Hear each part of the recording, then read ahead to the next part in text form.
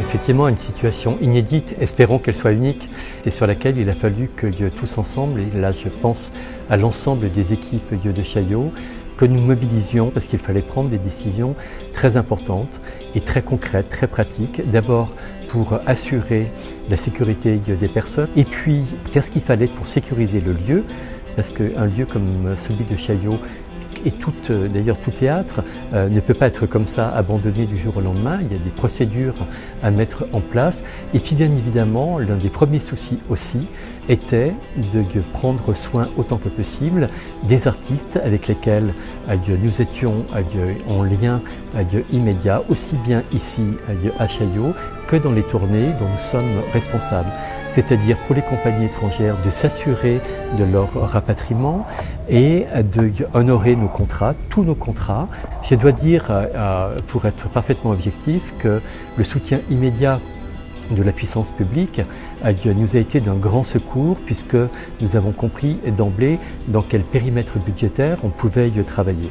Et bien évidemment, un peu à l'aveugle, parce que c'est ça dans laquelle on est plongé désormais, c'est une forme d'imagination mais de gestion de l'incertitude, qu'il fallait quand même se projeter dans l'avenir et créer toutes les conditions les plus favorables possibles pour accompagner les artistes qui n'interrompent pas trop longtemps leur travail quotidien, surtout pour les danseurs. On a besoin d'être avec un outil qui est toujours là, présent et performant, et puis avec l'esprit le plus disponible possible également, mais aussi en termes d'organisation, d'imaginer comment on peut reporter lorsque c'est possible, comment on fait pour l'articuler avec ce qui est déjà programmé, puisque dans un théâtre comme Chaillot, la programmation jusqu'à présent en tous les cas se fait très longtemps à l'avance.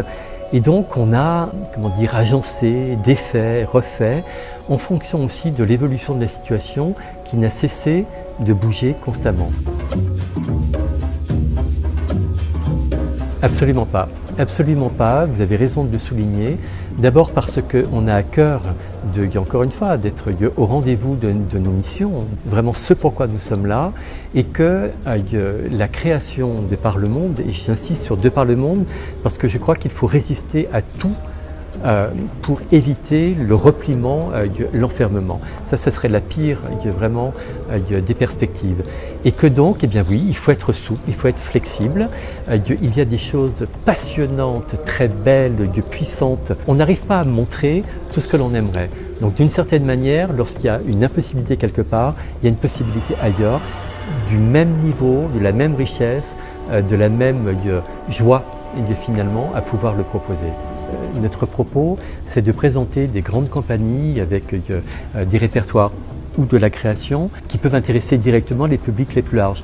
Mais on a aussi comme mission et comme volonté très forte de permettre au public de découvrir des choses que spontanément il n'irait peut-être pas voir et qui pourtant va l'intéresser, le toucher, l'amener à regarder, à considérer le monde et la danse en particulier, ou le monde à travers la danse, d'une manière différente et qui va faire en sorte que lorsqu'il repart de Chaillot, il ait le sentiment de repartir un peu changé, un peu enrichi, je l'espère, en tous les cas. Donc on alterne, il en a la chance ici d'avoir deux espaces très différents, la Grande Salle Villard et la salle modulable à Gémier, qui nous permet justement d'inviter des propositions très différentes.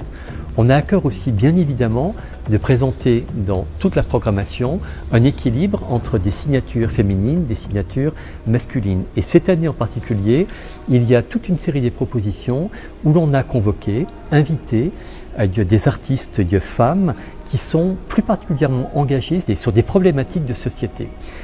Sur la question du genre, sur les questions de l'effondrement mais de la résilience, sur les questions environnementales, où, c'est ce que j'observe en tous les cas, il y a des démarches particulièrement intéressantes, sensibles, qui sont portées par des équipes dirigées par des femmes. Je pense à Tatania Julien, qui est une toute jeune chorégraphe. Je pense à Mélanie Demers, une artiste québécoise qui travaille sur l'idée de la mutation, de la transhumance. Je pense à Michel Noiret, une chorégraphe belge, qui nous parle de l'écologie à travers son art, sa danse et tous les arts voisins qu'elle convoque sur le plateau. Donc ça, c'est un axe par exemple. Un autre, c'est aussi de voir de quelle manière le répertoire est un socle pour la création. On ouvre la saison au sens traditionnel du terme le 14 octobre prochain avec une grande compagnie italienne, Ater Balletto. C'est une grande compagnie de répertoire et de création qui viennent créer chez nous une pièce où ils ont invité un grand chorégraphe suédois pour remonter à sa manière une chorégraphie sur le thème de Don Giovanni. En quoi ça nous intéresse aujourd'hui, cette histoire de Giovanni, et comment à travers la danse, le chorégraphe va nous faire apparaître des choses totalement nouvelles. C'est bien à partir du répertoire très ancien, théâtral, musical, que cette pièce se crée. Autre exemple, à partir de mi-décembre jusqu'à mi-janvier, nous accueillons ici la prochaine création d'Angevin Près-le-Bocage, Le Lac des Cygnes. Dieu sait si c'est un titre qui a été créé depuis petits pas, 100 fois peut-être à travers le monde. Angevin Près-le-Bocage sont saisis, avec une audace folle d'ailleurs, et c'est une prise de risque très importante qu'on est fier d'accompagner. Il convoque la musique de Tchaïkovski, pourquoi s'en passer d'ailleurs, mais qui l'enrichit de différentes manières. Donc ça, c'est aussi un axe que l'on retrouve tout autour de la saison. Et puis parce qu'on a la chance d'avoir ce magnifique plateau, on invite de très grandes compagnies. C'est le cas par exemple à Alonso King, une grande compagnie américaine dirigée par cet artiste noir merveilleux, tellement touchant, tellement magnifique, qui vient de San Francisco. Et puis aussi Cloudgate, qui vont revenir de Taïwan, qui nous a ébloui la saison passée. Et puis un peu plus tard, on va commencer une saison australienne qui se poursuivra à l'automne suivant avec des très grandes compagnies. Et pour la première fois ici, ce ballet British Columbia qui vient de Vancouver au Canada, et aussi je pense qu'il va absolument impressionner le public. Et ce qui me fait infiniment plaisir, et c'est aussi une des lignes tout au long de la saison, c'est qu'on a voulu vraiment l'axer, puisque cette année, le Théâtre national de la danse a 100 ans dans son histoire, puisque le premier théâtre national populaire a été créé en novembre 1920 par Firmin Gémier. Nous en sommes les héritiers aujourd'hui à travers la danse, et on a eu envie de penser non pas en termes rétrospective, ça nous appartient pas de le faire, mais plutôt de se projeter dans l'avenir et de penser qu'on veut célébrer finalement l'avenir avec une présence très forte de la jeunesse. Et nous avons énormément de collaborations dès le début de la saison, d'ailleurs dès le mois d'octobre jusqu'à la dernière pièce de la saison, avec les danseurs qui sont en formation au Conservatoire national supérieur de musique et de danse de Paris, et qui va venir enrichir et donner une espèce de souffle absolument joyeux, profond mais joyeux à toute la programmation. Et on les retrouve après, dès le mois d'octobre, à travers leur participation à un autre artiste italien, avec Salvo Lombardo, qui dans sa pièce Excelsior vient avec sa compagnie, mais dont une des séquences repose sur la participation d'un nombre relativement conséquent d'artistes qu'il trouve sur là où il tourne. Et donc c'est avec ces danseurs que nous le faisons.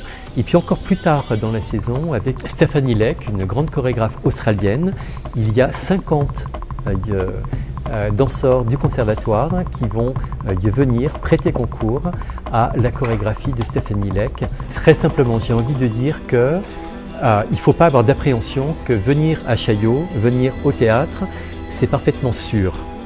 Beaucoup plus que dans bien des lieux où l'on passe plusieurs heures par jour. D'une part, et qu'on a à cœur, véritablement à cœur, d'organiser cette sécurité. Deuxièmement, c'est que c'est l'occasion de vivre des choses belles et fortes, de les vivre de manière intime, mais de les vivre en partage avec les autres spectateurs, les artistes, les équipes, et que c'est ça la vie aussi, c'est de faire le voyage pour être ensemble et passer des moments ensemble, encore une fois en toute sécurité. L'utilisation des médias numériques, c'est une chose très intéressante, mais c'est autre chose, et ça ne peut pas remplacer et se substituer au contact et à l'échange réel, j'ai envie de dire charnel, concret. C'est ça la danse, c'est ça Chaillot.